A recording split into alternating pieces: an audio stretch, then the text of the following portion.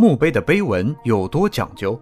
其中常用的考、比、固、先、显五字又分别代表什么呢？这里是知识天梯，起起伏伏的历史长河中，生养死葬的传统一直没有被丢弃。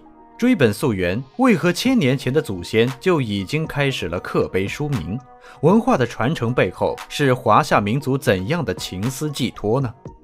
立碑就一定要书写铭文，以记录逝者的姓名、功德等信息吗？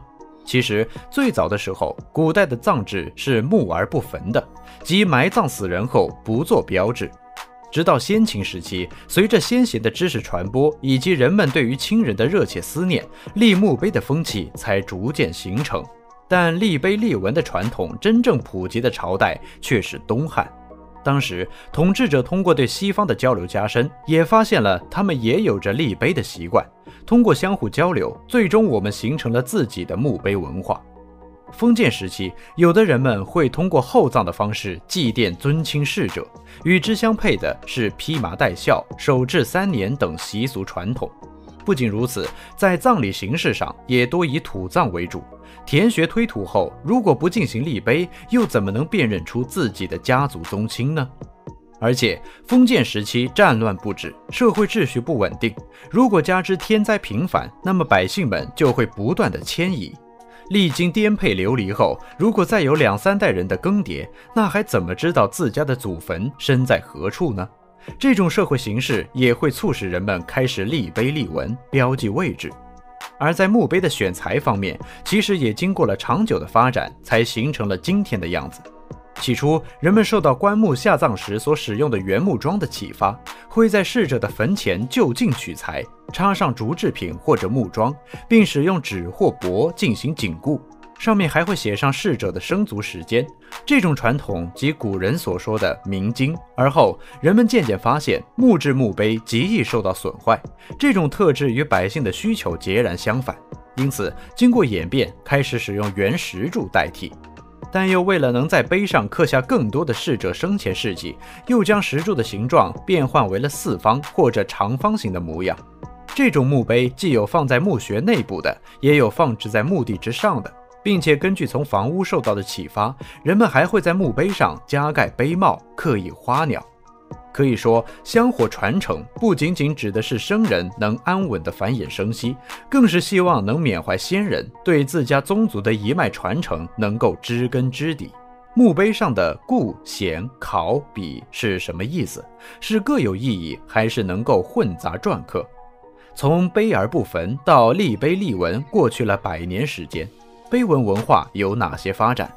在碑文当中被频繁使用的考、比、固、先、显，其中考比2字多以形容已故的父亲和母亲，这种说法源于《尚书》《舜帝》以及《礼记》。书中有言：地乃卒落，百姓如丧考比。这位已故父母被称为考比的说法提供了证明。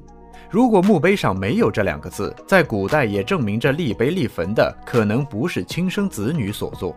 而固字的含义则通俗易懂，在文字注释中，其经常被用于表示缘故原因，也因此在后来被援引为过去的、祖先、逝者的意思。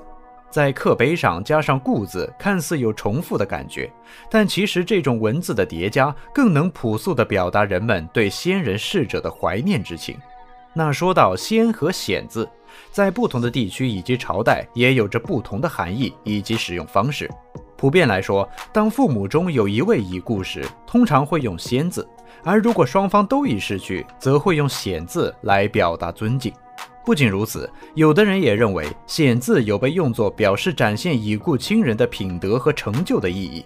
在《读礼通考神主》就有记载认为，显字通黄，意思为宏大且美好，但由于与地同连，所以被下诏改为显。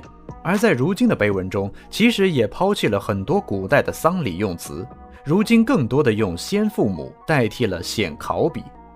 碑文篆刻以及祭祖的方式，在华夏民族发展至今的千百年间，从来都是在不断发展的。但其中不变的是生人对逝者的深切思念与情感寄托。代祭师和网络祭扫是哗众取宠，还是另有深意的安排？其实这种方式并非是胡闹，而是时代的选择。代技师从什么时候开始的，已无从知晓。其实从2013年起，这种职业就已经随着时代的潮流而出现了。繁荣发展的21世纪，人们的眼界已经有了很大的提升，社会岗位也得到了充足的增加。一时间，走出山头与县城的劳动群众们都涌向了发展机遇更大的临海城市之中。而这一切不过是希望能给自己的家庭带来更好的生活水平。勤奋确实改变了生活，但也带来了辛苦和压力。在这种情况下，如果每年都回家祭祖，将会产生一笔不小的开支，并且自己的工作也有可能被他人代替。为了两全其美，代技师这种职业也就应运而生。早在2013年，太原市仙居园陵园就已经开始开展传统节日免费代祭活动。此后，不断有其他地区省份的陵园开展了代祭活动，个人代技师的职业也随着时代需求而产生。说完代技师，不妨再说一说网络祭扫。这种看似荒唐的祭扫方式源于2020年，此时无论是务工的人们还是各地的居民，都没有办法在情况特殊的当下实现祭扫，但人们追思亲人的情感需求仍然热诚。为了让大家的情感有所寄托，越来越多的省份开展了网络祭扫活动。在网络云平台上点上一支蜡烛，献上一束鲜花，留下一段倾诉，这些都是对逝者最为真切的怀念。荒唐在此刻也就成为了温情。而被大家广为诟病的没有真实感，也在目前通过技术的升级下有了变化。近年来，湖南某县就推出了云缅怀程序，可以让使用者将自己亲属生前的照片、生平等信息在小程序上上传，从而建立起专属云纪念馆，用以寄托哀思。类似的事情其实已经数不胜数。科技的发展在逐渐缩短着现实里难以逾越的距离，让人们的情感有了越来越真实的寄托。虽然我们普通人在人海中犹如漂泊的浮萍，但每一份追思逝者的心情都是同样弥足珍贵的。这种心思不在表现形式，而在自己的内心。知识天梯，专注你不知道的食物科普，我们下期再见。